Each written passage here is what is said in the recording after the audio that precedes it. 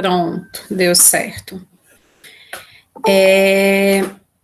Pessoal, boa noite, oficialmente, a todos e a todas. Eu quero conversar com vocês um pouquinho aqui sobre o andamento da nossa disciplina, para que, enfim, os dois conteúdos restantes, né, que a gente ainda não teve a oportunidade de finalizar, que a gente possa deixar aqui tudo combinado.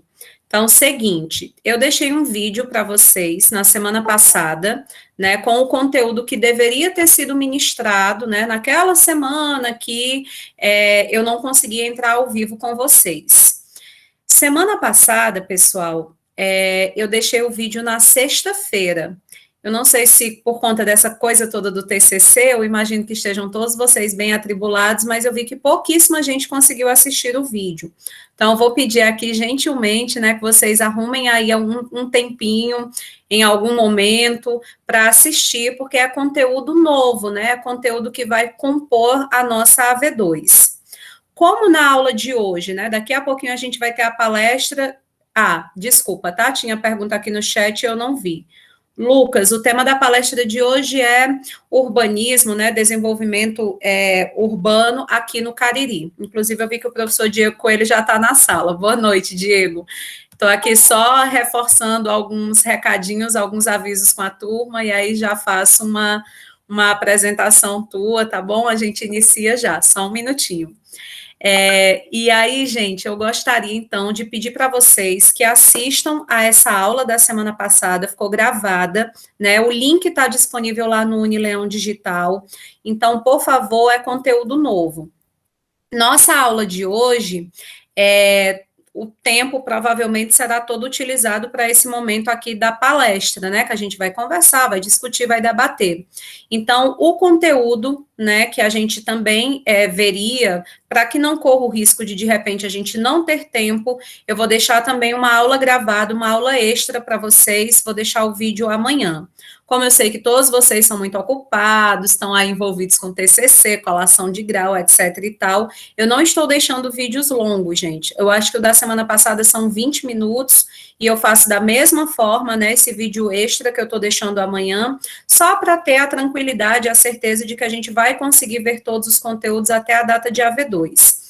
Semana que vem, isso também é importante. No nosso cronograma de disciplina, está previsto, e aí a gente tem um feriado, né? Corpus Christi. Então, essa aula extra que eu também estou deixando gravada para vocês amanhã, é também em substituição, enfim, em reposição a esse momento do feriado. E com relação ao envio da parcial 2, né, semana passada a gente conversou com a Romênia, hoje a gente vai conversar com o professor Diego, e vocês vão resenhar, e eu vou reforçar aquilo que eu falei na semana passada, não é simplesmente um relatório, né, não é para você dizer que às 20h30 teve início a aula, a fulana falou isso, o fulano falou aquilo, não, é para que você reflita, critique, analise, traga as suas impressões dos debates que a gente vai realizar aqui, à luz dos conhecimentos que a gente conseguiu partilhar ao longo do semestre. Então, é isso que eu estou chamando de resenha crítica. No cronograma de disciplina de vocês, a data de envio, né, do cronograma, aliás, desculpem, dessas resenhas, né, dessas duas resenhas, é o dia 17 de junho, só que aquilo ali está equivocado, né, porque 17 de junho a gente já vai estar em final de período de AV2, então, essa é uma retificação, né, que é importante para a gente fazer hoje, então, o prazo correto é o dia 10, tá certo? Dia 10 de junho. Então, hoje a gente está tendo a última palestra, vocês têm a semana que vem inteira e praticamente a seguinte, né, para poder produzir essa resenha crítica, que eu não vou aqui detalhar como é que deve ser, porque tanto tem vídeo, né, anterior na aula eu explicando isso, como também tem um modelo lá no Unileão Digital. Então, é só seguir, né, enfim, aquelas orientações em dupla, individual, nananã, que dá tudo certo. Então, alguma questão, gente, com relação a isso, que eu, né, de repente tenho esquecido de mencionar? Vocês fazem esse favor para mim, por gentileza, tentem ver o vídeo da semana passada, né, aquele que eu deixei para vocês em substituição, aquele momento que eu não pude estar ao vivo, e também, por favor, esse vídeo que eu vou deixar amanhã, que é dando continuidade, né, ao nosso conteúdo, enfim, para que a gente possa cumprir tudo que está lá previsto na nossa ementa. Combinado? Data de parcial 2, dia 10 de junho. Combinado? Ok. Muito Combinado. bem. Tá ótimo. Gente, então hoje a gente tem a satisfação de receber o professor Diego Coelho do Nascimento. O professor Diego, ele é licenciado em Geografia pela URCA, ele também é bacharel em Fisioterapia pela Leão Sampaio, é especialista em Geografia e Meio Ambiente pela URCA, é mestre em Desenvolvimento Sustentável e é doutor em Geografia pela Universidade Federal do Pernambuco. Então, o professor Diego é professor adjunto, né, professor doutor da Universidade Federal do Cariri, ele atua no curso de Administração Pública, é bolsista de produtividade FUNCAP, é coordenador líder do Laboratório de Estudos Urbanos, Sustentabilidade e Políticas Públicas, o LAURBS, e ele se dedica a pesquisas, né, que tem como foco planejamento urbano, sustentabilidade, desenvolvimento regional, problemáticas e gestões urbanas, metropolitanas e políticas públicas. Então, é uma grande satisfação tê-lo aqui conosco, viu, Diego? Muito obrigada pelo convite. Pessoal, aproveitem bastante, porque se tem alguém que tem expertise, né, nessa área que a gente discute aqui de forma mais técnica, né, mais jurídica, é o professor Diego. Ele tem uma visão muito rica e interdisciplinar do fenômeno urbano, em especial, né, observando as questões que tocam aos processos de urbanização aqui no Cariri. Então, muito obrigada, Diego. Boa noite. Fique muito à vontade, tá? Olá, pessoal. Boa noite a todos. Para mim é uma alegria, uma satisfação enorme estar aqui com vocês, poder dialogar um pouquinho, né, sobre planejamento urbano, sobre planejamento territorial, sobre essas questões que envolvem aqui o Cariri. E para mim também é uma alegria enorme, né, compartilhar esses momentos com a professora Francilda, né, de quem a gente já tem uma trajetória aí de dividir alguns espaços, né? Nós somos colegas de pós-graduação, colegas de trabalho, colegas de laboratório, né? Então a gente já tem uma longa trajetória de parceria. E esses momentos aqui junto com a professora Francilda sempre são muito ricos, né? Então vocês são felizes, né? São pessoas realmente felizes de ter uma professora como ela, né? Eu tenho certeza que vocês já adquiriram muitos dos conhecimentos sobre o direito urbanístico, sobre o planejamento urbano, territorial, e é sobre isso que a gente vai discutir um pouquinho aqui, um pouquinho nessa noite, né? Francilda, me diz só quanto tempo eu tenho, se eu estiver extrapolando, aí você, né, quando faltar um pouquinho de tempo, você me avisa já para eu acelerar, né, a fala e a gente ter também um momento de diálogo, de partilha. Pode ser? Sim, combinado. Pronto. E vocês fiquem muito à vontade, né? Como eu falei para vocês, né, estamos aqui para dialogar, estamos aqui para discutir, e não há diálogo, não há discussão quando somente uma das partes fala. Então, à medida que eu estiver falando, comentando algo, vocês fiquem muito à vontade. Eu não estarei no chat, né, à medida que eu compartilho os slides, como eu só estou com uma tela, então eu não vou verificar o chat, mas eu já peço que a professora Francilda, né, se tiver alguma pergunta no chat, ou se alguém quiser falar, levante a mão, a gente para, né, tem esse momento de fala, de intervenção, tá bom? Combinado.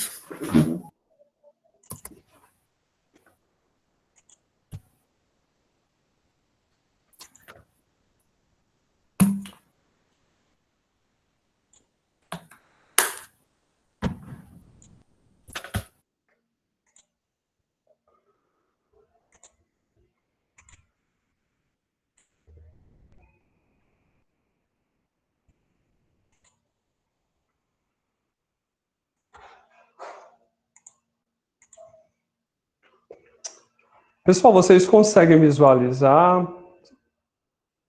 Já apareceu para vocês? Aqui sim, já. Pronto, ótimo. O que eu vou falar, né, esse momento de diálogo, né, sobre questões urbanas, sobre sustentabilidade e sobre o caso do Cariri, ele tem muita relação com minha atuação no LAURBS, né? O LAURBS, para quem não conhece, é um grupo de estudos e pesquisas da Universidade Federal do Cariri, da UFCA, na qual estou como coordenador, inclusive a professora Francilda também integra esse laboratório como pesquisadora, e é um laboratório que, como o próprio nome já diz, né, ele se dedica a esses estudos urbanos, sustentabilidade e políticas públicas. No âmbito do LAURBS, a gente tem dois focos de atuação. O primeiro é ligado mais a essa questão urbana e da sustentabilidade de modo geral, generalista, e o segundo diz respeito à questão educacional, né, a formação educacional, porque não adianta falar sobre o urbano, falar sobre a cidade, sem falar também em educação, né, nessa transformação por meio da educação. Então, a partir, sobretudo, da minha atuação no LAURBS, né, dessa questão ligada mesmo ao planejamento urbano e territorial, nós temos algumas pesquisas sendo desenvolvidas. E é sobre elas, né, tentando trazer mesmo a aplicabilidade prática dessa questão urbana, que ao longo dessa disciplina de direito urbanístico vocês viram, é que eu vou me dedicar aqui nessa noite com vocês, né? Então fiquem, como eu já falei para vocês, fiquem muito à vontade para ou opinarem, ou participarem, perguntarem aí no chat, ou então também se quiserem perguntar, né, vocês, por favor, se manifestem, já que eu não estou visualizando, mas fiquem muito à vontade. Quanto mais dinâmico, né, quanto mais perguntas, posicionamentos vierem, melhor para que o nosso diálogo ele realmente seja mais edificante, né, mais frutificante mesmo, ok? E eu vou trazer para vocês um pouquinho sobre o caso de Juazeiro. Quando a gente fala em estudos urbanos, né, nessa questão que envolve o urbano, que envolve a cidade, a gente tem um grande campo desses estudos aqui, que é a nossa própria cidade, né? E vocês podem se perguntar, mas toda cidade então é assim. Toda cidade tem suas particularidades, tem seus fenômenos, tem seus processos urbanos, só que algumas delas vão ter alguns processos que vão se sobressair, né? Alguns processos que vão se diferenciar das outras, de um outro conjunto. E nesse caso, Juazeiro do Norte poderia ser uma cidade, um dos exemplos daquilo que acontece na realidade urbana brasileira. E o que acontece ao longo do nosso processo mesmo de urbanização, né, de concentração mesmo da população nessas áreas urbanas? Então, nós temos processos como a concentração de bens, a concentração de serviços, temos também processos como a problemática ambiental, que ela se agrava nesses espaços. Temos também questões ligadas à ocupação, áreas que podem ou não serem ocupadas, problemáticas também ligadas à mobilidade urbana, tudo isso à medida que essa população ela se adensa em um local, né? Nesse caso, o espaço urbano. E falando da tradição histórica brasileira, né, nós tivemos uma urbanização muito rápida, né? Rápida e, ao mesmo tempo, sem planejamento. O problema não foi nem a rapidez com que ela aconteceu, né? Nós tivemos poucas décadas para mudar mesmo de país agrário para um país urbano.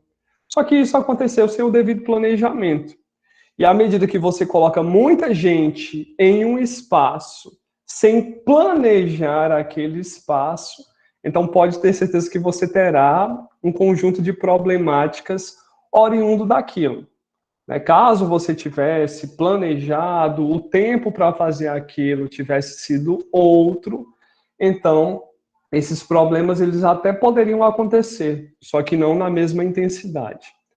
E quando a gente fala em Juazeiro, se a gente pegar o crescimento populacional que ocorreu de 2000 até agora, 2020, já que o censo ele foi cancelado, né, tá toda essa discussão do censo, nós estamos utilizando as estimativas populacionais. Nessa última estimativa, nós temos aqui na cidade de Juazeiro, no município de Juazeiro, mais de 276 mil pessoas. Em 2000, era cerca de 212 mil pessoas. Então, isso vai dar uma diferença de aproximadamente 60 mil pessoas ao longo de 20 anos. O que é 60 mil pessoas? 60 mil pessoas é a atual população de um município como Barbalha, por exemplo. Toda a população de um município como Barbalha. Então, isso é muito.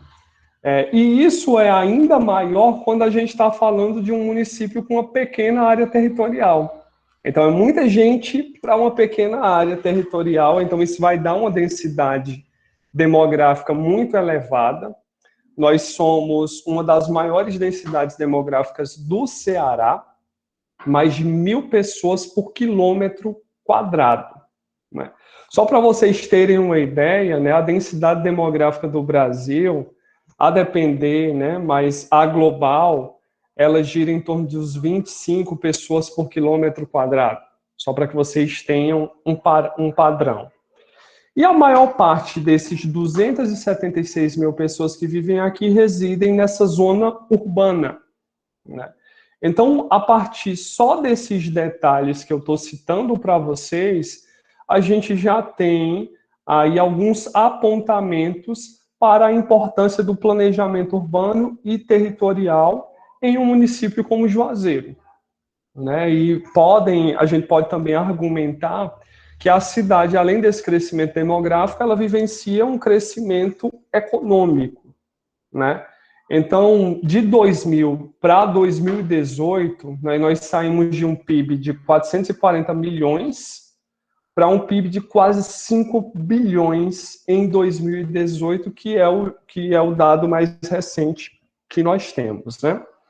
E nesse caso, nesse sentido também, nós integramos uma região metropolitana, a denominada região metropolitana do Cariri, né? A gente tanto escuta falar, a gente vai até tocar pelo menos um pouquinho sobre essa região metropolitana do Cariri, não vai dar para nos aprofundarmos, né?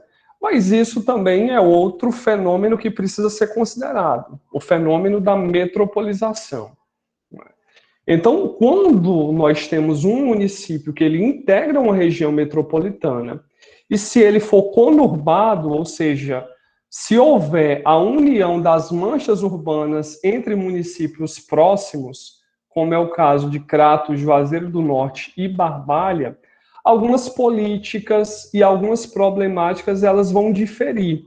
Porque você, além de pensar no município, no urbano, no planejamento territorial daquele município, você também vai pensar no planejamento metropolitano. Porque alguns problemas, por mais que eu tente resolver aqui em Juazeiro, né, vai depender também da atuação, da articulação com os municípios vizinhos de Crato e Barbalha. Né? E a gente tem vários exemplos sobre isso, né, sobre essa questão também metropolitana, como, por exemplo, as pessoas que saem todos os dias de um município para trabalhar ou estudar em outro, devido a uma proximidade geográfica, como, por exemplo, o Crajumbá. A gente tem 10 quilômetros de distância entre a sede, aquela região central desses municípios, para outro. Então, é muito fácil o deslocamento entre esses municípios. Nós temos bairros que ficam nos limites territoriais entre esses municípios. Muitas vezes a gente não sabe onde está, né? Se está em Juazeiro, se está em Barbalha, se está no Crato, se já é Juazeiro, e a gente teve toda uma discussão também sobre a área territorial nesse sentido, né? Isso simplifica um pouco essa questão metropolitana. E nesse caso, quando a gente fala em legislação urbana, não tem como a gente falar em legislação urbana ou em direito urbanístico por si só, sem tocar na própria Constituição Federal. Então, a Constituição de 88, nos seus artigos 182 e 183, nós temos a denominada política urbana.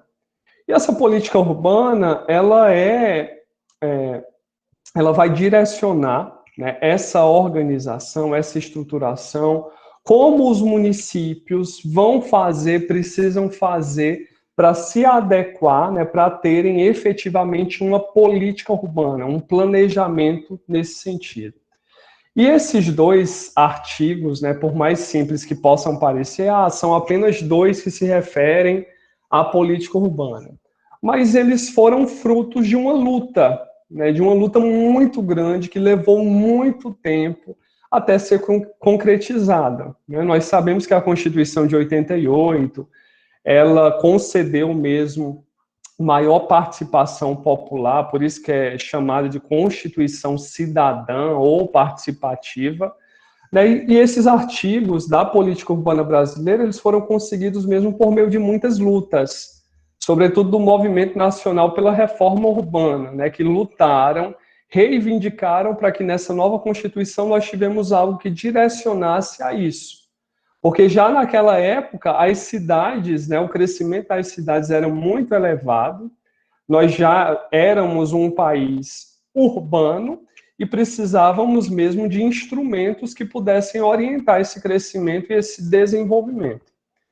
E somente, né, a partir desses dois artigos, agora já anos depois, né, em 2001, nós tivemos o famoso Estatuto da Cidade, que é a Lei 10.257, né, barra 2001, que ela vem regular esses artigos da política urbana. E quais foram as inovações, então, desse Estatuto das Cidades? Além da ampliação dessa temática sobre o urbano, para que os municípios eles tivessem um conjunto de diretrizes para que norteasse o seu planejamento e desenvolvimento urbano, territorial, né, nós tivemos o reforço sobre o plano diretor. Então, o plano diretor, ele tornou-se instrumento básico dessa política de desenvolvimento e expansão urbana e obrigatório também para aqueles municípios com mais de 20 mil habitantes e também uma série de outros requisitos. Então, ele é o instrumento principal desse planejamento municipal, né, e precisa, inclusive, estar interligado, né, com outros instrumentos como o plano plurianual, como as diretrizes orçamentárias. E nesse caso também, algo que muita gente não se atenta, é que esse plano diretor ele precisa considerar o território do município como um todo. Anteriormente, inclusive o nosso plano diretor, aqui de Juazeiro, ele tem a nomenclatura antiga, Plano Diretor de Desenvolvimento Urbano. Certo, mas e aqueles territórios localizados à margem daquilo que nós denominamos de zona urbana do município? Eles também não carecem, não merecem ter um conjunto de políticas, de diretrizes para nortear o seu planejamento, o seu desenvolvimento? Então, a partir de 2001, né, há esse reforço também no plano diretor que ele precisa englobar todo o território do município, né, inclusive os distritos do município também. E uma questão importante é que essa legislação, né, está expresso nela que o plano diretor ele precisa ser revisado pelo menos a cada 10 anos. Nós sabemos que a cidade ela é dinâmica, ela é mutável, né? Todos os dias há uma modificação da cidade, em alguma área da cidade. E se a gente pegar uma cidade como Juazeiro, né, e vamos supor que a gente passar 2 anos, 3 anos fora, quando a gente volta para cá, a gente vai perceber muito dessa mudança.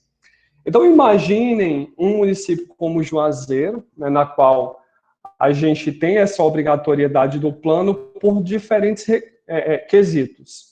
O primeiro deles é que nós já temos mais de 270 mil habitantes. E todo município com mais de 20 mil habitantes, ele precisa ter o seu plano diretor. Segundo, que a gente integra, nós somos um núcleo de uma região metropolitana. Também é outro requisito na qual esses planos são obrigatórios, né? Só nesses dois quesitos aí a gente se enquadraria e por isso há necessidade desse plano diretor.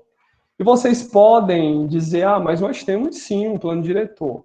Nós temos um plano diretor datado do ano 2000, é um plano diretor ainda anterior ao próprio Estatuto da Cidade, né? Então, há 20 anos atrás, o que era Juazeiro do Norte? Hoje, o que é Juazeiro do Norte? Então, muita coisa mudou ao longo desses 20 anos. Novos bairros, eles foram criados, né? Novas áreas de ocupação precária, de favelização também, elas foram criadas, elas foram crescendo. Houve a pressão sobre as áreas verdes do município, inclusive com áreas sendo ocupadas, loteadas, sem o devido acompanhamento do próprio poder público. Houve também o aumento dessa verticalização, desse crescimento. Isso a gente pode observar, sobretudo ali ao longo do Triângulo, do bairro Lagoa Seca, que são fenômenos que precisam ser considerados, né? Então, o Juazeiro do Norte mudou muito ao longo desses 20 anos e, por isso, a necessidade mesmo dessa revisão do plano diretor, né? E nesse quesito, até para analisar um pouco mais sobre como está essa dinâmica urbana, né, como se encontra o planejamento urbano e ambiental de uma cidade como Juazeiro, é que o LAURBS, né, que eu desenvolvo essa pesquisa no âmbito do LAURBS, é uma pesquisa que já tem 3 anos, né, a gente tá finalizando agora o 3º ano dessa pesquisa, e o foco dela é justamente esse, analisar quais são essas diretrizes urbanas e ambientais que constam nesse plano diretor de Juazeiro, com vistas a um planejamento territorial sustentável do município, né? Visando mesmo compreender quais são os desafios, quais são as perspectivas face a essa dinâmica urbana, territorial que nós vivenciamos hoje. Então, quais são os nossos problemas urbanos? Quais são os nossos problemas ambientais? Quais são as propostas, as diretrizes para esse tipo de mudança? É esse o foco, né, dessa pesquisa. E eu vou trazer aqui alguns apontamentos para vocês, para que a gente reflita junto, né, sobre eles. O primeiro aqui foi uma pesquisa desenvolvida a partir mesmo desse viés documental, analisando um conjunto de documentos, né, de 2000 a 2020, sobretudo baseados naquilo que a Câmara Municipal de Juazeiro dispõe, né, sobre alteração do zoneamento, por exemplo, sobre mudanças mesmo no sentido mesmo de ocupação, de alteração, criação de novos arruamentos, tudo aquilo que direta ou indiretamente modificou esse plano diretor de desenvolvimento urbano, né? Paralelo a isso, a gente também mapeou as doações de imóveis urbanos, porque para um município como o nosso, cuja área territorial é pequena, cuja legislação urbana que deveria direcionar, orientar isso, ela é defasada, então é preciso também ter cuidado com essas doações de imóveis urbanos, né? Acredito que vocês acompanharam há algum tempo no noticiário que em algumas gestões, né, não foi só uma, algumas gestões fizeram doações de imóveis e trocavam, por exemplo, áreas públicas da Lagoa Seca por áreas públicas em um sítio, em um distrito do município. A gente sabe que o preço da terra de uma área do metro quadrado na Lagoa Seca é bem superior a de qualquer outra área do município, sobretudo nesse comparativo mesmo com a área rural do município. Então, são questões que precisavam também serem pontuadas e mapeadas, né? E nesse caso, nós identificamos que de modificações no zoneamento foram um total de 60 modificações. E o que isso diz respeito ao nosso cotidiano? O que isso altera na minha vida, enquanto morador de Juazeiro ou enquanto pessoa que estuda em Juazeiro? Isso interfere sobre vários sentidos. À medida que eu tenho um estudo que diz que determinada área deveria ser uma área de baixa densidade, que não deveria ser incentivado a ocupação naquele local, eu posso ter uma série de problemas com relação aos solos, como assoreamento, como desabamentos, né, como ausência mesmo de estrutura para saneamento básico. Eu posso pressionar o meio ambiente naquela área, deixando aquela área quase que inabitável, por ser uma área quente, por ser uma área que a ventilação não chega. Então, isso diz respeito, sim, muito ao nosso cotidiano, apesar de não aparentar, né? E isso aconteceu muito, né? Então, 60 modificações. Ao longo de tantos anos, foram muitos anos. Mas por que então que no ano 2010, quando a gente já deveria ter passado pela primeira revisão, não foi feita uma revisão e nessa revisão não foi incorporado isso, não foram feitos estudos para isso, né, para saber onde deveria ser ocupado, onde não deveria ser ocupado, quais deveriam ser as áreas de preservação do município, para evitar uma série de problemáticas que a gente tem. E aqui nós temos alguns exemplos, né? A maioria desses exemplos foram justamente essa alteração de zoneamentos. Zoneamentos, áreas que eram zonas residenciais de baixa densidade, ou seja, de 100 habitantes por hectare, agora se transformaram em zonas de média densidade, mais que o dobro de habitantes por hectare. Né? Ou então, se eu considerar uma ZR4 dessa, a gente vai ter 5 vezes aquilo que anteriormente era previsto com essas mudanças que foram feitas, né? Então, foram várias nesse sentido, várias alterações de zoneamento em várias áreas do município também. E um outro ponto que também desperta a atenção, né, nesse instrumento que é o plano diretor do município, não só de Juazeiro, mas dos outros municípios também, diz respeito às denominadas zonas especiais. Né? As zonas especiais, elas vão ser aquelas zonas que vão corresponder, que vão ter um tratamento, como o próprio nome sugere, não é querendo ser redundante, não, mas o nome sugere isso, né? Elas vão ter algumas especificações, né? Como, por exemplo, no plano de 2000, no nosso PDDU, estava previsto uma zona especial 1, que era um parque central. Um parque central na área central do município, né? E lá constava que isso deveria ser uma área verde. Mas uma área verde, uma área que já está totalmente ocupada, totalmente adensada, conforme nós vemos nessa foto, como é que nós criaríamos isso? Primeiro que seria muito oneroso para o município desapropriar, né, comprar imóveis, ter receita para comprar imóveis de uma área no centro de uma cidade como Juazeiro. Né? Então, foi uma zona especial que já nasceu morta, nessa zona do Parque Central do município. Né? Só para vocês terem uma ideia de algumas incongruências nesse PDDU de 2000. Se vocês também forem comparar com os municípios de Crato e Barbalha, já que foi o mesmo consórcio vencedor, vocês vão perceber que em vários setores, várias diretrizes são muito semelhantes, são muito iguais, né? Muito iguais, né? Aqui nós temos também um outro exemplo de zona especial, que é essa zona especial 2, referente ao Parque Ecológico das Timbaúbas. Foi criada, né, também no plano diretor de 2000 e vai cobrir uma extensão que vai sair desde o bairro Lagoa Seca até o bairro Aeroporto, né, pelo menos aquelas confluências com o rio Salgadinho no bairro Aeroporto. E a gente sabe que mesmo com a criação, nós temos uma partezinha dessa zona especial, para ser mais exato, essa parte aqui, que se refere ao Parque Natural Municipal das Timbaúbas, né, o nosso famoso Parque das Timbaúbas.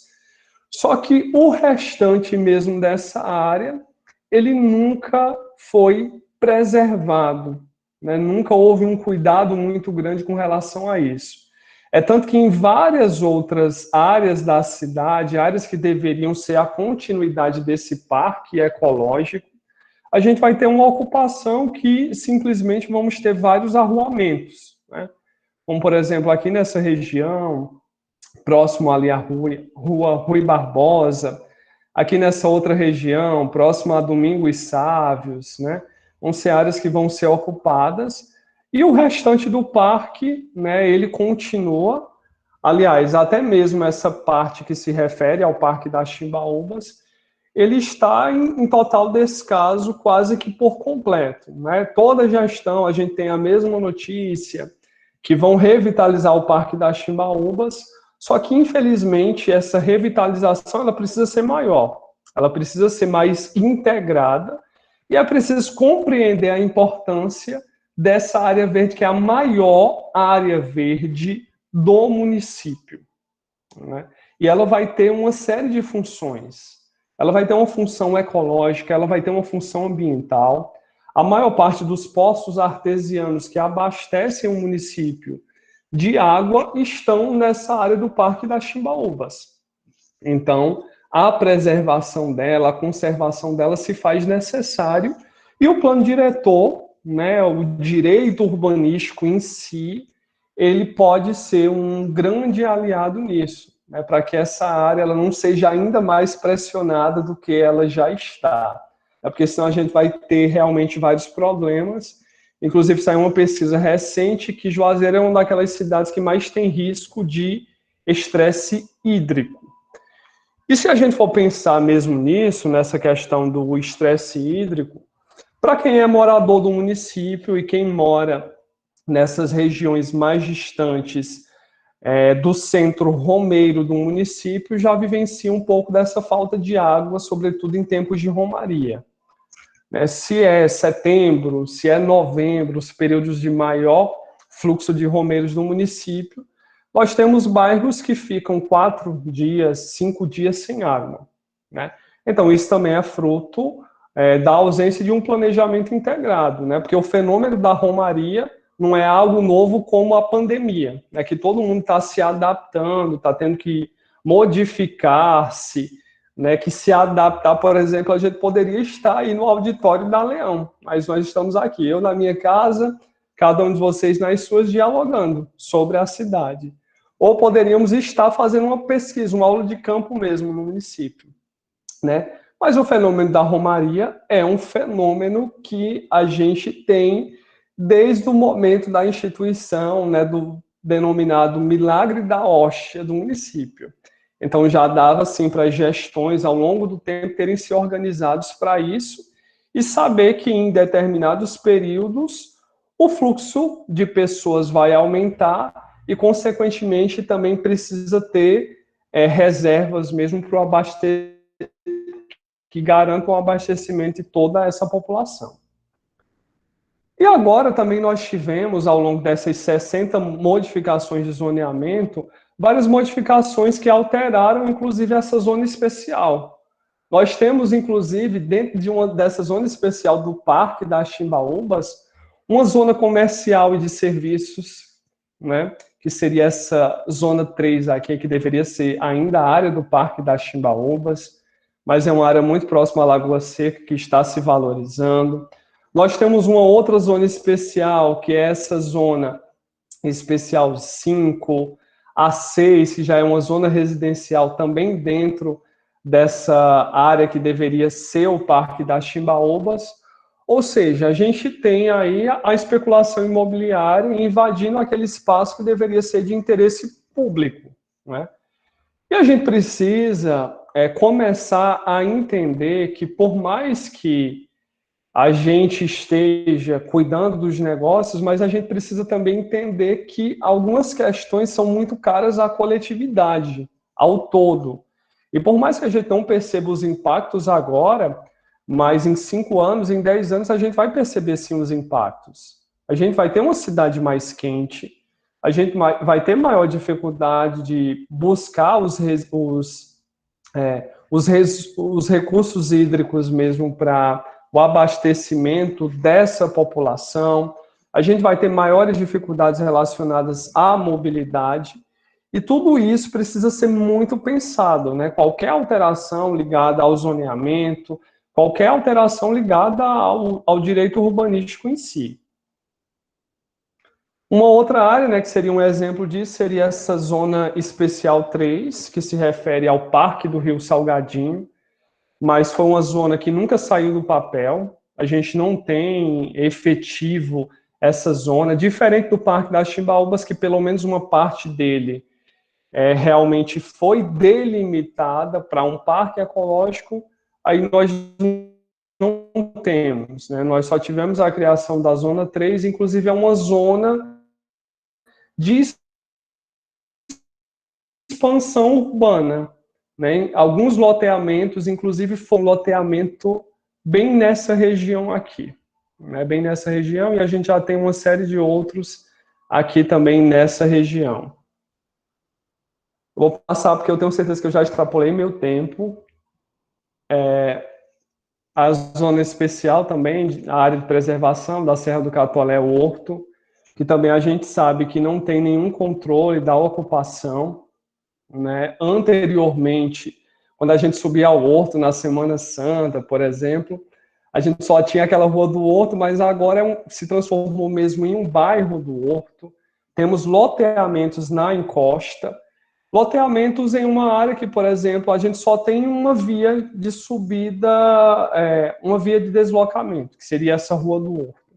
Aí, se você incentiva a ocupação, inclusive com a abertura de loteamentos, você vai ter uma série de repercussões sobre mobilidade, né? Como é que aquele pessoal vai conseguir se deslocar, né, para as outras áreas do município? Já que, inclusive, há restrição de grandes veículos naquela via. São questões a se pensar. Como é que eu vou incentivar a ocupação em uma área que deveria ser de preservação e que é o principal destino turístico das pessoas que visitam o município? Algumas incongruências nesse sentido. Aí fotos do loteamento, como eu disse para vocês, né, nessa área, nessa zona especial. Agora eles mudaram a zona residencial de alta densidade demográfica. Só que eu vou passar um pouquinho, né, para chegar até aqui. Eu prometo que eu estou finalizando, viu, minha fala, minha gente. Diego, licença, tu fica à vontade, porque assim, a gente não tinha tido a oportunidade até esse momento na disciplina de discutir nenhum desses conceitos. Então aqui a gente já falou sobre planejamento urbano, né? O que é um plano, o que é um programa, falamos sobre as características do plano diretor, né? Quando que é obrigatório e tal, mas a gente não trouxe nada assim para o local. Então eu acho que essa tua fala ela é muito rica, porque é uma oportunidade de tirar a coisa da abstração, né, da norma, e a gente vê realmente ligado à nossa prática. Então, por isso, você fica muito à vontade. Inclusive, Joilson levantou a mão aqui, tá bom? Vou deixar ele falar. Pronto, ok.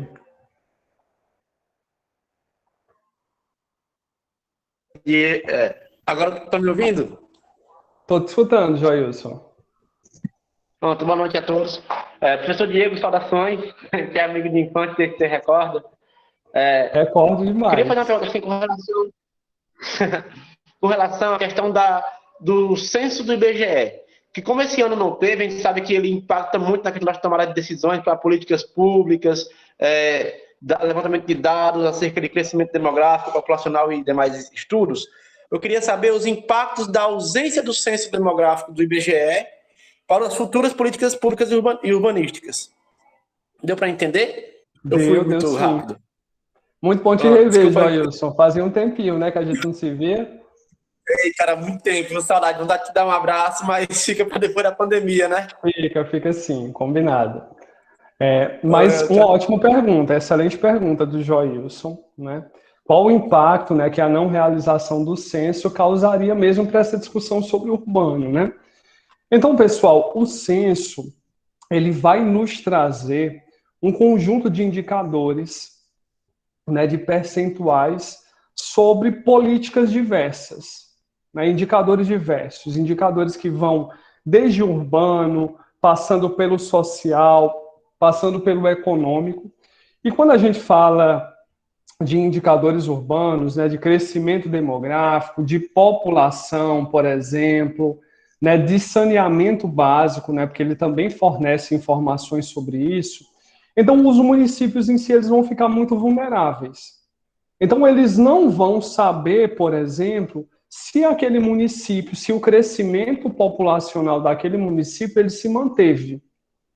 Então qual a importância de saber sobre crescimento populacional, se aumentou, se diminuiu? Isso impacta mesmo no planejamento das políticas públicas. À medida que eu tenho, vamos supor aqui, um município como Nova Olinda, 17 mil habitantes. Se Nova Olinda, em um novo censo, cresceu mais que os 9 municípios que compõem essa região metropolitana do Cariri, então tem algum fenômeno que precisa ser estudado. Né? Tem alguma coisa que está chamando a atenção das pessoas para que elas morem no município de Nova Olinda. E se elas estão indo para Nova Olinda, eu também preciso saber quais são os bairros onde essa população está indo. E no IBGE a gente tem os chamados setores censitários.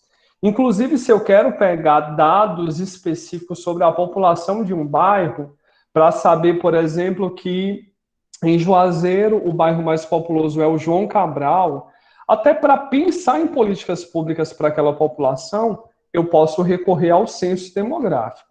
E à medida que eu não tenho isso, eu vou conduzir o município sem ter os instrumentos para isso, sem ter informações, né? Eu vou arriscar. Eu imagino que agora o bairro que está em maior crescimento, né, que tem uma maior taxa de crescimento, é o bairro Cidade Universitária, né, baseado no achismo. Ou então, eu vou identificar que nessa região, que deveria ser uma zona especial, voltada para a preservação do Rio Salgadinho, que lá nós temos vários loteamentos, esses loteamentos já têm uma população de 5 mil habitantes. Então, isso vai impactar muito, vai pressionar muito sobre aquela área que deveria ser uma área de preservação ambiental. Isso tocando sobre o urbano, porque no social, né, pesquisas como a PNAD do IBGE, que vai mensurar a vulnerabilidade, vai mensurar também as condições de vida da população, de saneamento, iluminação. No meu bairro, o que tem? Saneamento, tem iluminação, né? Então, tudo isso seriam informações úteis do IBGE que ajudariam o gestor e ajudaria a própria população a cobrar do seu gestor. Né? Elas sabendo que o seu bairro é aquele bairro que tem o pior índice de saneamento, de esgotamento sanitário da cidade, eles já teriam informações para cobrar o município. O município, munido dessas informações, criaria políticas públicas para sanar aquela problemática e ajudar aquela população. Então, é muito complicado esse adiamento do censo. Né? O censo deveria ter sido realizado ano passado. Né? Jogaram para esse ano com esse argumento de corte de gastos, que não tem dinheiro. Mas o que me gera indignação é que não tem dinheiro para questões importantes, né? Para questões que vão ajudar a gestão pública. Mas para outras questões, né, como, por exemplo, aumento do salário presidencial, inclusive superando o teto de gastos, tem. Então, que régua de contenção de despesas é essa que só corta naquilo que é importante, né, no social? Então, seria nesse sentido, né? Mais uma pergunta muito interessante, Joilson. Oi, Fran. Não, só se tu tiver terminado, porque tem uma outra pergunta aqui no chat. Não, pode fazer, terminei. Posso sim, ler? Viu? Pode. Pronto. O Cicefran, ele coloca... não, essa aqui já chegou agora, tinha uma outra antes, que é a do Lucas. Essa eu digo já, viu, Cicefran? As primeiras cidades brasileiras, elas foram baseadas na colonização de exploração, lógica de priorizar o exterior em detrimento do interior. Então, as cidades, desde a época em que o Brasil era colônia, foram criadas com o intuito de gerar lucro, aquelas acabavam se desenvolvendo as próximas ao litoral, já que a economia era voltada para a exportação. É possível afirmar que o surgimento da cidade de Juazeiro se deu de forma a priorizar a questão econômica? Acho que aqui vai ter muito a ver com o próprio processo de colonização do Ceará, né, Diego? Acho que Me permite aqui só um minuto, que tu sabe que eu gosto, né, de história. Eu acho que isso aqui, Lucas, vai ter muito a ver com o nosso processo de colonização, né? O Ceará é uma capitania que vai ter uma colonização tardia, né, com relação às demais. A gente só vai, de fato, uma presença mais ostensiva, digamos assim, especialmente a partir do século XVII, né?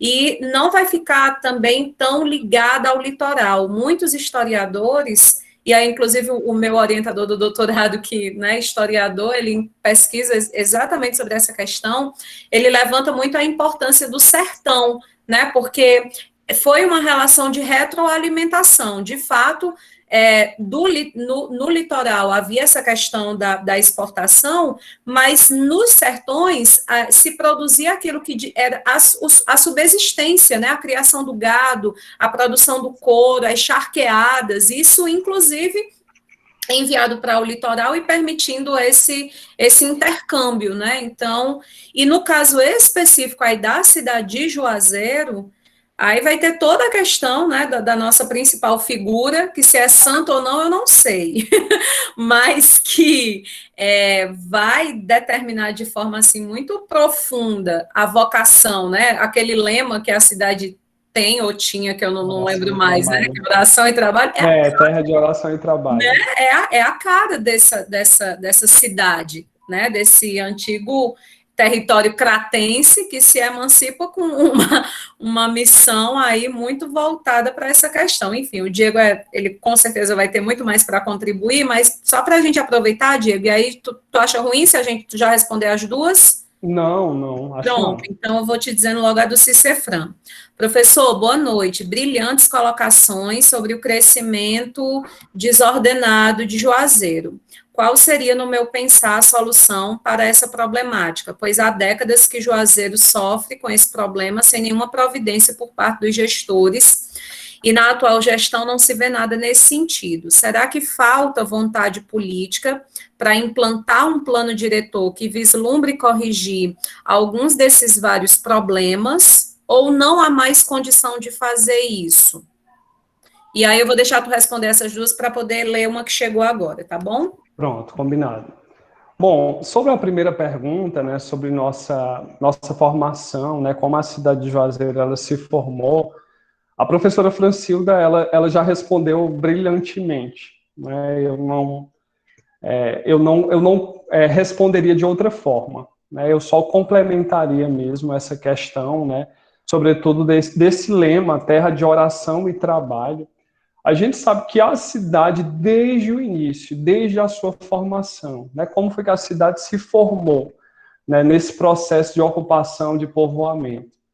A gente sabe que nós éramos uma paragem daquelas pessoas, daqueles agricultores que saíam de Missão Velha para vender no Crato, né, na Feira no Crato, e por aqui ser metade do caminho, paravam aqui devido, inclusive, aos 3 frondosos pés de Juazeiro que a gente tanto escuta nas aulas de história, sobretudo na história do município, né? Então, a gente tem isso. E com a vinda da figura do Padre Cícero, a gente vai ter esse fomento mesmo à cidade, né, a um povo empreendedor, a um povo trabalhador. Né? E o Padre Cícero, ele sempre incentivou isso. É tanto que dizem, né, eu não sou estudioso nessa área específica do Padre Cícero, da Beata Maria de Araújo, né, mas já li, sim, algumas questões a respeito, mas dizem que aquela própria Romaria das Candeias, ela foi incentivada pelo Padre Cícero, né, à medida que um determinado grupo de pessoas estava sem ter trabalho, sem ter uma fonte de renda, e o Padre Cícero disse, não, prepare candeias, faça o preparo de muitas candeias, né, e ele, a partir dali, incentivou, né, uma devoção à Nossa Senhora das Candeias, na qual aquela população, né, precisava utilizar daquelas candeias, daqueles candeeiros, né, para manifestação de fé.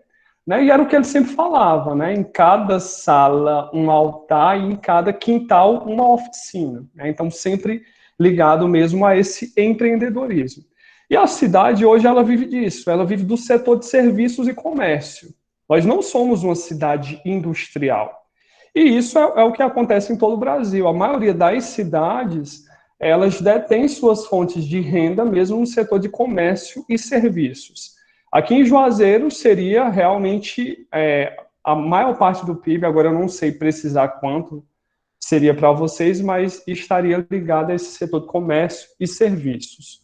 Inclusive, um dos serviços que mais gera lucratividade, né, mais incrementa no PIB da cidade, é o setor de serviços de cunho universitário, né, com a vinda de instituições, a criação de instituições instaladas no município, sejam públicas ou privadas, isso gera um comércio, isso gera uma rede muito grande que vai prospectar mesmo esse dinamismo para uma cidade como Juazeiro, né? Além de nós sermos polo mesmo metropolitano e que tem essa facilidade de outras pessoas virem trabalhar ou estudar aqui no município, né?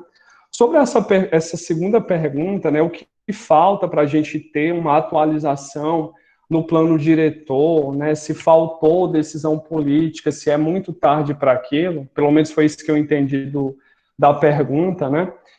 Então a gente sabe que, não só no caso de Juazeiro, né, mas em todas as cidades, sempre que vai acontecer um processo de revisão do plano diretor, alguns atores eles se mobilizam anteriormente a isso.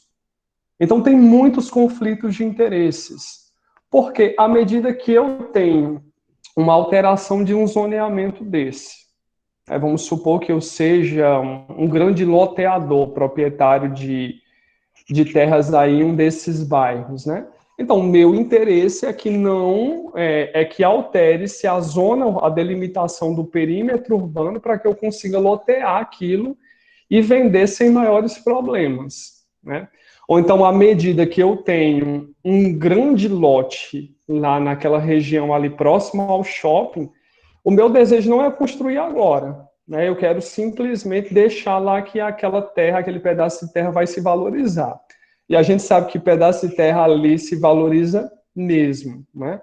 Ah, mas nós temos os instrumentos do plano diretor. Mas um plano diretor que é de 2000, que tudo está defasado, então não vai ter como obrigar simplesmente que aquela pessoa recaia naqueles instrumentos do plano diretor, que seria o IPTU progressivo no tempo, à medida que passe muito tempo, sem ele dar uma finalidade àquele terreno da zona urbana, né? Então a gente tem uma série de requisitos, né? O IPTU progressivo no tempo seria um desses, né?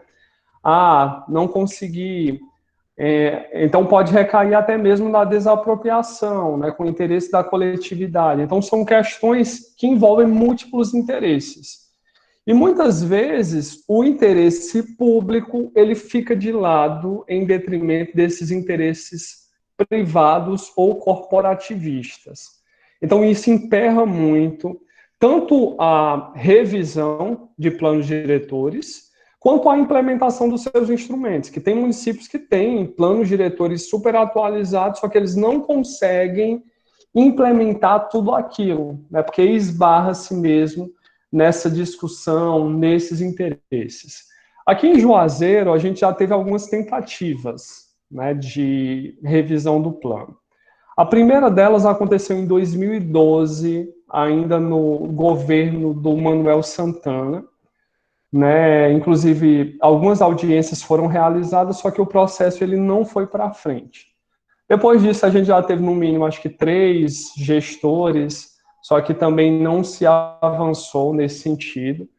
Agora, inclusive, o LAURBS, né, por meio dessas pesquisas, por meio desses indicadores, a gente está em negociação com a gestão municipal, justamente para reforçar essa importância de nós termos um plano diretor revisado, né, que é o que nos compete, né, enquanto grupo de pesquisa que já tem uma atuação nesse sentido, que pesquisa sobre isso, em prol dessa sensibilização, né, do poder público. E isso, né, o que é que acontece na prática? Algumas secretarias elas vêm tendo muitas dificuldades de criação de determinados projetos, como, por exemplo, a CEINFRA. Tem o bairro Campo Alegre, o bairro Campo Alegre está precisando de calçamento, está precisando de um grande equipamento lá que envolva, que integre serviços de saúde, serviços de educação, serviços sociais. Mas para isso eu preciso alterar o zoneamento, né? Então são questões que para o município são sensíveis e caras e por isso a importância dessa revisão do plano, né? E se a gente pensar, por exemplo, aqui já nessa imagem, né, um plano de 2000, a gente tinha 32 bairros e agora em 2019 a gente já tem 43 bairros. Né? Mais 60 mil pessoas e agora aí a gente teve um incremento de 11 bairros. Fran, você quer ler a outra pergunta? Pronto, eu posso sim. Estava só esperando. Agora que eu me toquei, eu já te chamando de Fran aqui. Não, Professora Francine. Imagina que a gente falando entre amigos. Os meninos aqui já me conhecem, ó, os coitados, desde que eles chegaram nessa faculdade que eles me aturam.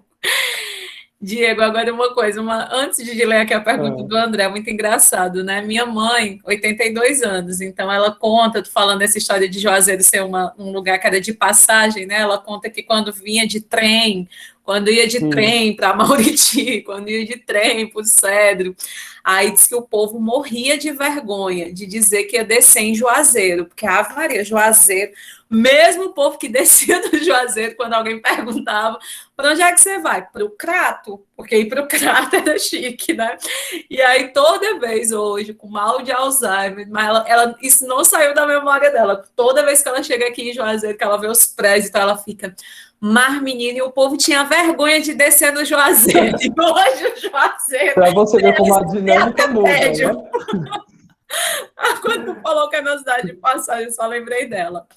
Ó, o André está dizendo o seguinte: eu trabalho na matriz justamente com hotel, atendendo ao público nas romarias. Esse problema da falta d'água existe há mais de 40 anos, onde nesse período é contornado com poços. Mas qual a razão do problema? Como solucionar? Quanto à estrutura de Juazeiro, o que pode ser feito para aumentar o desenvolvimento do município? Certo. Perguntas bem complexas essas, né? A primeira, né, sobre essa questão dos recursos hídricos, seria mesmo a proteção daquelas áreas em que a gente tem algum tipo de recurso hídrico, seja superficial ou seja profundo. Superficial a gente vai ter poucos. A gente aqui na cidade, a gente não tem grandes rios. O rio que a gente tem é o Rio Salgadinho. A gente tem alguns riachos, né, como o Riacho dos Macacos, né, que inclusive parte deles foi ocupada, a Lagoa Seca, o nome Lagoa Seca. A gente passa, a gente vai para os restaurantes da Lagoa Seca, para as praças da Lagoa Seca, só que, no geral, a gente não para pensar no porquê do nome, né? Mas foi uma área que foi soterrada, que era uma área de lagoa que foi soterrada, e que essa lagoa, ela deveria abastecer esse Riacho dos Macacos e percorrer aí boa parte da área urbana do município até desaguar no Rio Salgadinho. Mas foi uma área que foi ocupada, né, que não deveria ter sido ocupada. É tanto que quando vem chuvas simples, 50 milímetros, acaba inundando algumas áreas da Lagoa Seca, né, só para ter uma ideia. Então, o primeiro aspecto seria esse, essa proteção dessas áreas que têm algum tipo de recurso hídrico, seja superficial, como rios, riachos, ou seja profundos, né? Áreas em que possa se tirar, extrair mesmo esses recursos hídricos para o uso da população. Só que isso não vem acontecendo, né? Em prol mesmo dessa expansão urbana do município, aterram-se todo, né?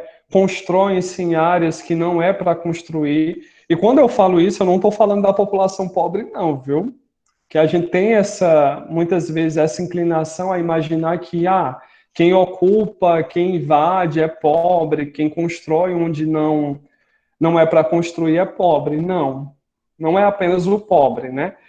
E o pobre, né, essas pessoas, elas têm pelo menos essa busca pelo direito à moradia. Se o Estado ele não fornece isso, Então, ele vai procurar o direito à moradia, independente se é área de preservação ambiental, né, ou não. Né, mas não só eles, né, a gente tem vários casos aí de áreas desses sentidos, né, depois são áreas que são alvo de uso capião, o Estado fecha os olhos e quando pensa que não, já tem o dono ali, né, isso acontece muito, mas algo que a gente poderia fazer e precisa fazer com urgência seria isso, né, então é pensar que essa delimitação, ela pode ser prejudicial a alguns grupos, mas ela vai ser benéfica a todos. Ela pode prejudicar uma dezena de pessoas que têm interesse ali naquela área, em explorar, em obter lucro, mas ela vai beneficiar uma população de uma cidade de mais de 270 mil habitantes, né? Então, o primeiro passo, o primeiro aspecto seria esse, né, de termos políticas integradas, né, de pensar essas políticas integradas. E o que acontece na maioria das gestões é que eles se concentram em resolver aqueles problemas, aquelas demandas urgentes. Quando a gente está muito sobrecarregado, né, você vai tendo que resolver aquilo que é mais urgente, aquilo que é para você entregar hoje à noite, você vai estar lá fazendo hoje à tarde, se você não tivesse organizado mais cedo, né? E é o que acontece também na gestão, sobretudo em cidades como Juazeiro e até mesmo essas outras cidades, de Crato, Barbalha também. É justamente isso, de resolver essas demandas do agora, mas nunca vai ter um planejamento com vistas ao futuro, né? O que eu quero para daqui a um ano, para um determinado bairro do município? O que eu quero para a minha gestão, já que são 4 anos? O que eu quero entregar daqui a 4 anos? O que a gente precisa fazer agora para que daqui a 4 anos a gente consiga entregar, né? Então, há muito esse interesse mesmo político-eleitoral, que a gente, na maioria dos casos, deixa-se todo... É incrível. O primeiro ano vai ser só dizer que não tem dinheiro em caixa, né? O segundo ano vai começar a mexer em algumas coisas, o terceiro ano você inicia a obra, e no quarto ano você dá continuidade, aí você vai dizer que parou a obra devido ao período eleitoral, mas que se você for eleito, aquela obra ela vai acontecer depois da sua eleição. E assim recomeça-se o ciclo, né? E aqui acontece muito isso, minha gente, muito, muito, muito mesmo, né? Vocês têm mais alguma pergunta? A gente já está falando do todo aqui, então... Eu ia só aproveitar, Diego, para fazer um comentário, sabe, assim, a esse respeito também. Eu falo muito aqui com os meninos e nas outras disciplinas também, direito ambiental, né, que é algo que dialoga diretamente aqui com o direito urbanístico, sobre esse nosso problema que é em todas as áreas de políticas públicas, né, a descontinuidade das nossas políticas públicas. Não termos políticas de Estado, né, a gente trabalha só com política de governo, e eu acho que é muito interessante, no caso específico de Juazeiro, a gente refletir sobre essa história da cidade inteligente, sabe? Eu sempre achei, assim, um projeto, quando eu vi a primeira vez, eu fiquei, gente, mas para ser inteligente, a gente vai precisar de TICs, né, de tecnologia, de informação e tal, e a priori, a gente precisava trazer um mínimo de sustentabilidade, né, para a cidade.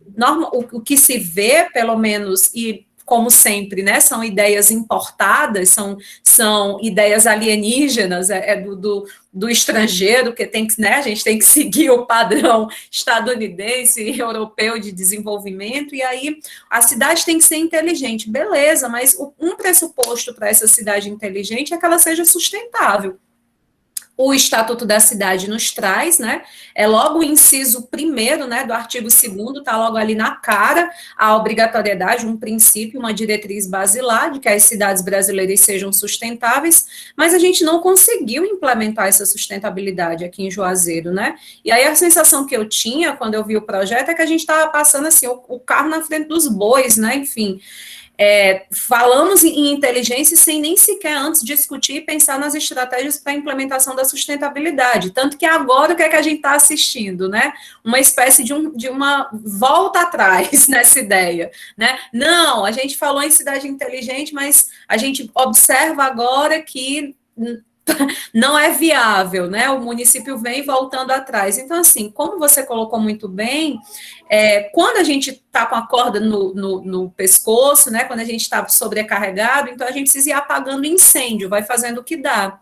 Mas tem determinadas questões, e aí eu não sei, sabe? Eu fico bem curiosa sobre o que falta. Falta equipe técnica adequada, falta alguém que entenda realmente do assunto e diga: peraí, a gente está falando, nesse caso, né, a gente está falando de cidade inteligente, mas cadê a sustentabilidade? Tentar discutir esses conceitos para que os gestores tomem decisões mais adequadas, ou não? Ou é porque, não, a gente usar esse nome é bom, a população, o nosso eleitorado, o que será, né? E aí, nós não temos respostas prontas para isso, né? Eu acho que você tem, viu, Francilda? Pelo que você falou aí, você tem. Fica assim refletindo, eu fico tentando me colocar no lugar, e olha que eu estou passando uma situação lá na UFCA, depois eu até comento contigo, um babado, que parece essa situação, sabe? Que a gente precisa tomar uma decisão. Me parece que a dúvida é sobre a técnica, qual é o caminho que é o adequado. E aí ninguém sai do canto. E eu, enfim, eu vivo tão saturada desse negócio. E eu acho interessante que quando a gente vem para a sala de aula, muitas vezes a gente se depara com perguntas como essa, né? E aí, professor, o que é que dá para fazer? E aí, professora, como é que resolve? E tipo, aí a gente tem que fazer o exercício do Mohan, né? Quando fala que a gente tem que pensar complexo. A gente tem que pensar complexo, eu só não sei como é. Mas a gente precisa pensar, isso eu tenho certeza. Então, acho que perpassa muito essa coisa toda, né, de pensar sobre desenvolvimento urbano. Não sei se tu concorda comigo, né? Fica bem à vontade aí para dizer, não, Francilda, tem que ser inteligente mesmo. Não, eu não consigo. você me conhece. Mas eu concordo muito, muito contigo. Para quem tiver interesse, né, tem um livro muito bom que é A Cidade do Pensamento Único. É um livro da Otília Arantes, da Maricato, do Carlos Weiner, muito bom, né? E eles falam que ao longo da história, os estudiosos, né, os gestores, eles sempre se apegaram a fórmulas mágicas. A cidade empreendedora, cidade sustentável, agora cidade inteligente, né? E são discursos que muitas vezes são esse tipo de discurso para chamar a atenção. É para dizer, olha, nós somos a primeira cidade que tem uma legislação própria que versa sobre inovação e tecnologia. Nós somos uma cidade inteligente. Aí você realmente, esse mesmo tipo de reflexão que você trouxe, eu também tenho, né? Mas para ser uma cidade inteligente, a gente precisaria ser uma cidade mais justa. Juazeiro não é uma cidade justa, né? Basta você observar as diferenças entre os bairros, né? Ou então, para ser uma cidade inteligente, a gente precisaria sim ser mais sustentável, né? Aí você se depara com esse problema do esgotamento sanitário no município, né? Então, onde estaria essa inteligência? Como implementar a inteligência se nem somos uma cidade justa, socialmente justa, né, que tenha maiores, menores desigualdades, uma cidade menos desigual, e tampouco somos uma cidade sustentável, tanto que nossos recursos naturais, eles estão aí, né, em total descaso. Passa-se por cima dos recursos naturais em prol do econômico com uma facilidade enorme, né? Eu não sei nem como eles ainda não... Aliás, eles até fizeram isso, né? Algumas tentativas do próprio Parque das Timbaúbas, né? De como ele está. A gente tem lá sendo finalizado, por exemplo, clínicas dentro de um parque ecológico, né? Uma clínica, parece que não tem outro local, a cidade não tem outro terreno onde possa ser feito isso, né? Então, realmente, é muito complicado discutir cidade inteligente, smart city, muitas vezes com conceitos muito distantes da realidade, sem considerar esses aspectos, o social e o ambiental, né? E quando eu falo isso, não é querendo desmerecer e dizer que a gente não deve usar tecnologia. A gente deve sim usar tecnologia, mas sabendo que, para ser mais eficaz, a gente precisa ter mais justiça, né? Ser uma cidade mais justa, mais equitativa, né? Mais direcionando melhor nesse sentido, né? Então, concordo muito contigo, Fran, muito. E depois a gente conversa sobre essa outra questão, inclusive de cidade inteligente também, viu? Eu vou ler aqui para ti a pergunta do nosso ministro, viu? Olha o apelido da pessoa, ministro. Certo. Ministro Geraldo. Professor Diego, diante dessa situação, as universidades têm conseguido propor, é uma pergunta excelente, as universidades têm conseguido propor políticas públicas para os gestores municipais? E aí, em seguida, tu responde a do Lucas, por favor.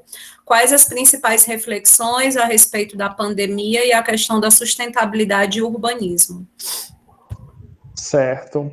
Pandemia, sustentabilidade e urbanismo, né? Só para eu não esquecer, que às vezes eu me foco em uma pergunta e esqueço a outra, né? Mas sobre essa primeira pergunta aí do ministro Geraldo, é? Ministro Geraldo, sim. Olha, repete novamente, Fran, por favor. Ele está perguntando quais são as contribuições que as universidades têm conseguido propor para os gestores municipais. Certo. É uma pergunta muito interessante, né? Muito pertinente. Aliás, todas as perguntas que vocês estão fazendo aqui, elas são muito complementares. Eu vou tirar aqui essa apresentação, tá bom? Só para eu voltar e ver pelo menos os rostinhos de vocês, né? Sobre isso, o que acontece na maioria dos casos é que os gestores, eles recorrem à universidade, só que recorrem à universidade querendo que a universidade, ela simplesmente desenvolva a pesquisa, né, aquelas pessoas que já têm muitas vezes uma sobrecarga de trabalho, desenvolva as pesquisas gratuitamente, né? Então, seria o mesmo que dizer, olha, Fran, você agora, a gente tem esse problema com a gestão tal, a gestão do município X, e você vai ter que deixar todas as suas outras atribuições para pesquisar, para se dedicar inteiramente a isso, né? E na maioria das vezes acontece isso, né? Quando eles procuram a universidade, é somente para resolver problemas que outros setores, outros atores criaram, né? Mas com essa contrapartida de filantropia, né? É seu trabalho fazer isso, né? E muitas vezes eles preferem pagar bem mais, muito mais, para empresas que não têm essa expertise, sabe? Expertise para cuidar de determinados aspectos, do que procurar a universidade firmar uma parceria, né? Até mesmo de equipamentos para determinados laboratórios, né? Mas as universidades, apesar disso, apesar desse distanciamento, as universidades, elas vêm fazendo, sim, um papel muito grande. Acho que vocês vêm acompanhando, agora já entra um pouco nessa segunda pergunta, né, sobre a relação de pandemia, sustentabilidade e urbanismo, né, e questões urbanas, do quanto as universidades, elas vêm atuando, né, de modo a auxiliar o mundo nessa questão da pandemia, né, seja desenvolvendo pesquisas ligadas à vacinação, aos efeitos, à saúde mental da vacinação, ou então a esses estudos mesmo de comportamento, como as pessoas estão se comportando em meio ao isolamento social, né? Alguns outros setores vêm fornecendo equipamentos como face shield, né, como aqueles capacetes elmos, são oriundos mesmo dessa pesquisa das universidades, né? Então, apesar dos pesares, apesar dessa relação muitas vezes distante, né, distante com os gestores municipais, não por uma problemática da própria universidade. A gente sabe que sim, que em alguns aspectos é muito distante mesmo, né? Mas as universidades, pelo menos nesse sentido, vêm fazendo muito sua parte, né? E sobre essa ligação, pandemia, sustentabilidade e urbanismo, a gente sabe que o vírus, né, ele foi oriundo de uma questão ambiental, né, de uma questão ambiental também, né, de consumo de carne de determinadas espécies, sem o devido estudo adequado, né? E quando a gente fala em pandemia e urbanismo, também tem muito a ver, né? Muita relação. Se eu pego, por exemplo, uma família que reside em uma casa com o padrão urbanístico, arquitetônico totalmente diferente daquele que é preconizado nas legislações. Então, vamos supor 10 pessoas em uma casa de 3 metros por 15. Aí vocês dizem, não existe essa casa. Sim, existem muitas dessas casas, né? Como é que aquela pessoa vai manter o seu isolamento? Vamos supor que um membro da família pegue Covid. Como é que aquela pessoa vai se manter isolada? Então, vai contaminar todo aquele núcleo familiar. Ou então, a gente sabe que tem bairros que têm uma carência mesmo de saneamento, ou até mesmo de abastecimento de água, né, que eles precisam recorrer a outras localidades para buscar a sua água. Como é que ela vai se manter higienizada e a todo qualquer momento vai ali lavar suas mãos, sendo que ela sabe a dificuldade para ela conseguir água? E tudo isso são aspectos ligados ao urbano, à questão urbana. É porque muitas vezes a gente pensa o urbano somente com esses padrões, né, de zoneamento, de ocupação, mas existe todas outras questões. Esses padrões, eles servem para alguma coisa. Né? Muita gente, por exemplo, fala, mas a Casa da Caixa, para ser financiada pela Caixa, você precisa deixar muita área livre. Mas tudo aquilo tem uma justificativa por trás, que é justamente de auxiliar nesse escoamento da água da chuva para evitar problemas de drenagem, né, para evitar que a cidade se torne mais quente com tudo aquilo concretado, por exemplo, né?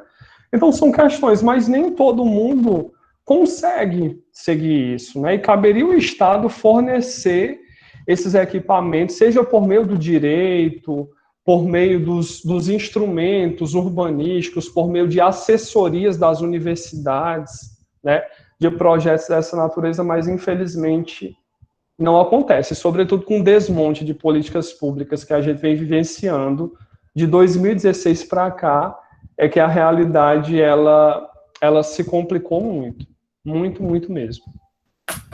E, Diego, sobre essa questão da relação, né, da sustentabilidade, do urbanismo e da pandemia, claro que nós não sabemos, né? Pelo menos se alguém está assim, se já há notícia sobre isso, eu ainda não fiquei sabendo.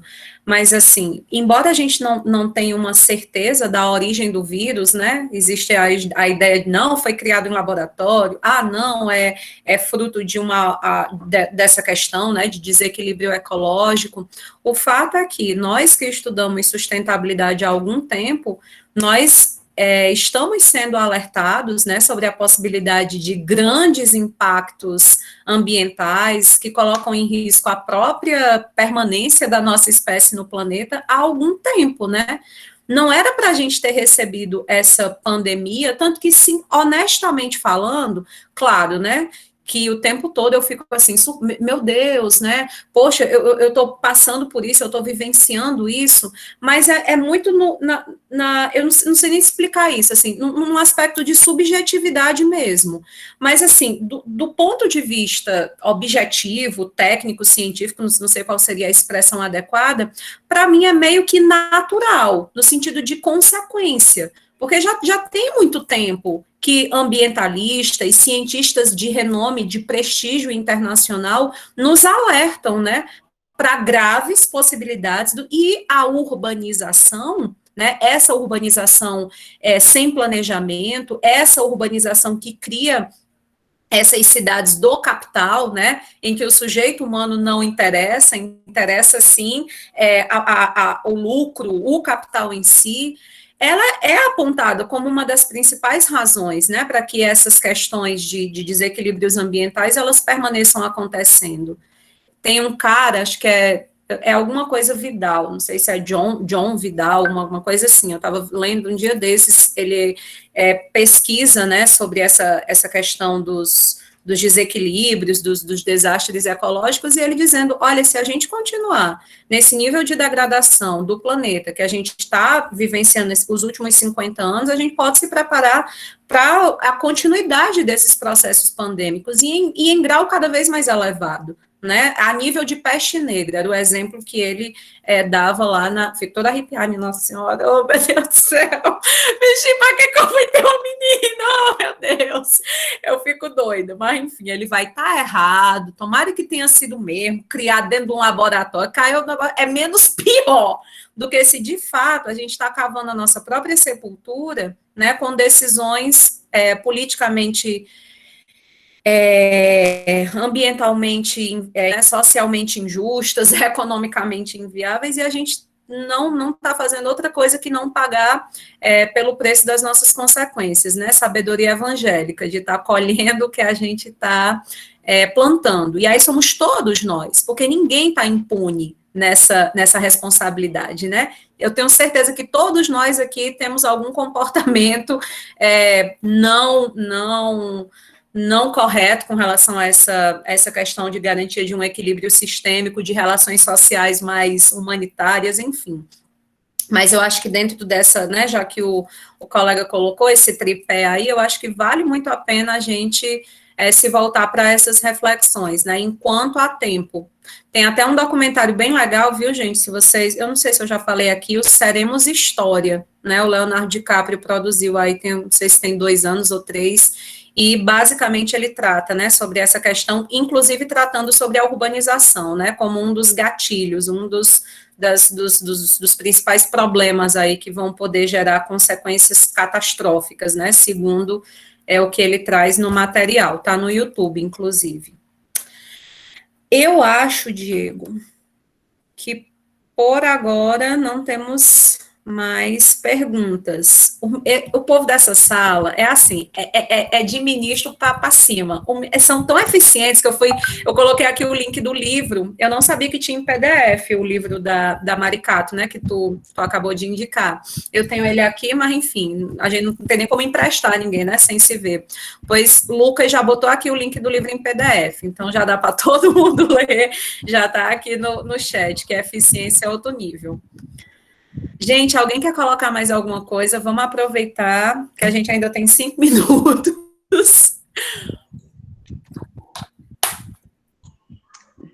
Não? Bom, enquanto eles não colocam alguma coisa, eu vou só, então, divulgar aqui o LAURBS, aproveitar para divulgar o LAURBS, né? Um pouquinho para vocês. Então, pessoal, se vocês quiserem conhecer um pouco mais sobre o nosso trabalho, sobre essas pesquisas, né? Aqui nós temos alguns direcionamentos das nossas redes sociais. Vocês nos encontram tanto no Instagram, no Facebook. Temos um site também, inclusive com alguns materiais interessantes, né? E o nosso e-mail é esse, né? O Instagram é a nossa rede que geralmente a gente concentra tudo, né? Então, vocês procurando aí @laurbs.fca, vocês vão poder conhecer um pouquinho mais do nosso trabalho e um pouquinho também sobre essa discussão, tá bom?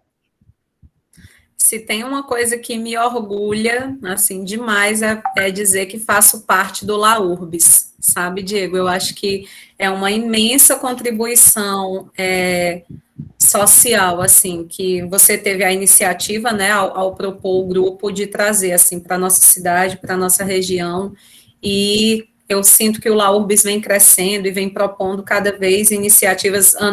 Semestre passado, né, a gente teve um evento que foi muito bacana, alguns alunos, talvez aqui, não sei se o pessoal dessa turma participou, né, semestre anterior os alunos eram outros de urbanístico, mas a gente trouxe a própria Armínia Maricato, né, foi um momento, assim, muito massa, a Sueli Chacon, nossa, foi incrível. Para esse ano a gente tem aí, possivelmente, a publicação de um livro, né, reunindo aí boa parte das pesquisas que a gente vem desenvolvendo nesses últimos anos, então, assim, é um orgulho realmente, e eu quero te agradecer imensamente pelo seu tempo, pela sua disponibilidade, viu, eu fico, assim, extremamente grata, porque a gente trabalha muito, eu não sei de onde sai esse mito que servidor público, que professor, que universidade é lugar de balbúrdia, porque a gente está só vivo, Eu né? também estou procurando, viu, esses locais de balbúrdia, porque Para pelo menos estressar um pouquinho, né? Porque não Eu tem jantei como. paçoquinha aqui te ouvindo para não cair dura, porque eu estava fazendo coisa da UFCA até começar o momento da aula, assim, que a gente está com uma demanda, enfim, que é desse babado que depois eu te conto. E a gente não para. Então, assim, eu sei que você está cansado, eu sei da tua sobrecarga de trabalho, mas eu sei também que professor tem esse defeito, né? A gente gosta de partilhar saber, a gente gosta de aprender. Então, muito, muito, muito, muito obrigada, viu? Porque a gente trabalha junto, se vê e tal, mesmo virtualmente, mas não tem a oportunidade, né, de deixar muito clara a admiração, o carinho. Muito obrigada, viu, Diego? Valeu mesmo. Semestre que vem eu te chamo de novo.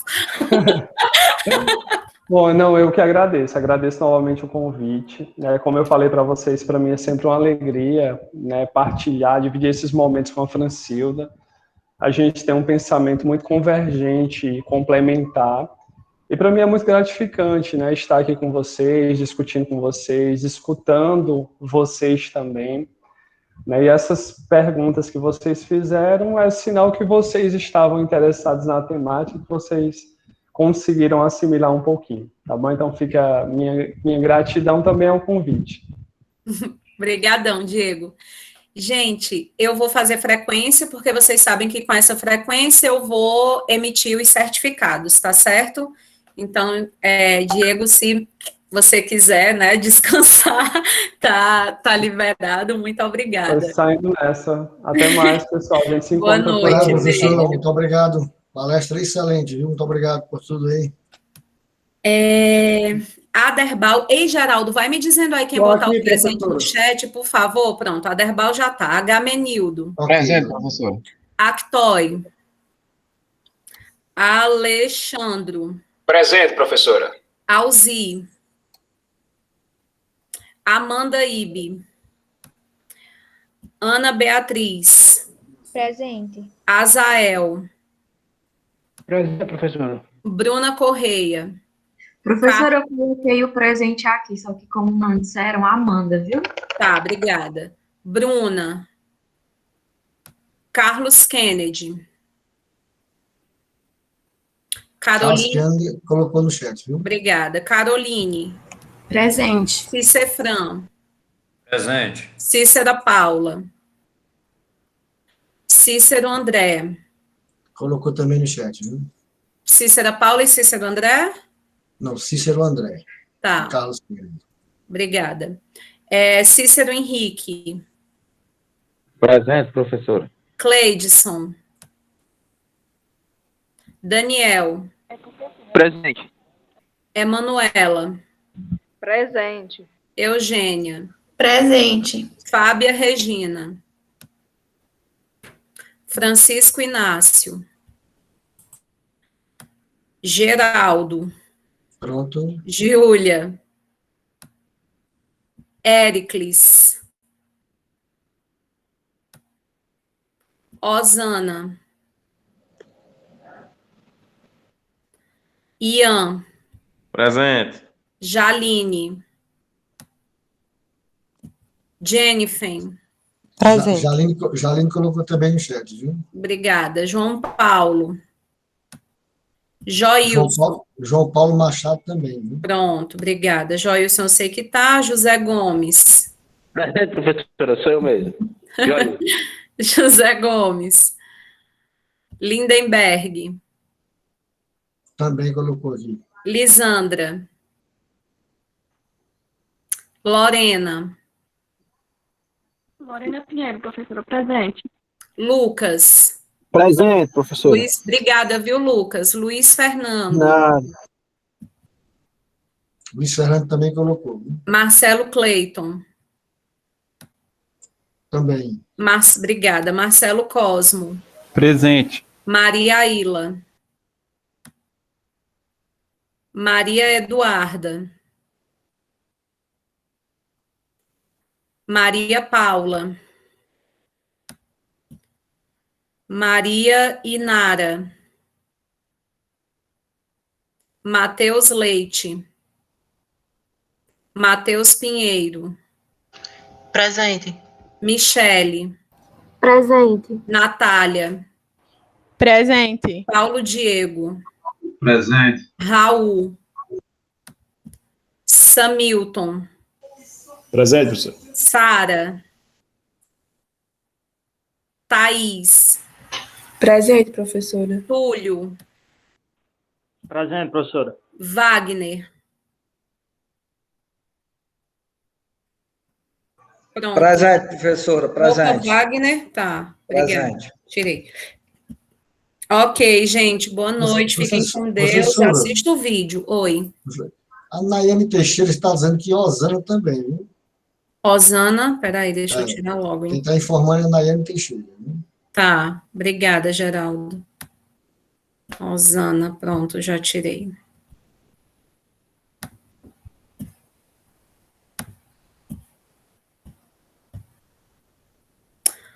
Muito bem.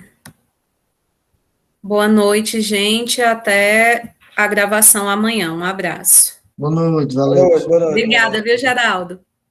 Valeu, abraço, professora.